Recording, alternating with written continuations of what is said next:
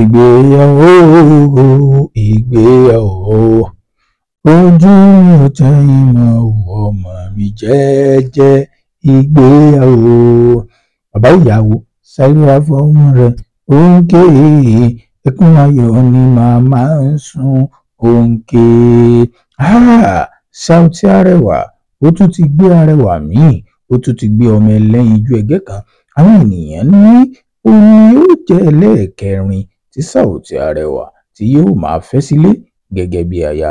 Ẹ sì mọ̀ pé nínú ẹ̀sìn mùsùlùmí mẹ́rin náà lọ́lọ́run yọ̀ǹda pé káwa mùsùlùmí pé ká máa fẹ́.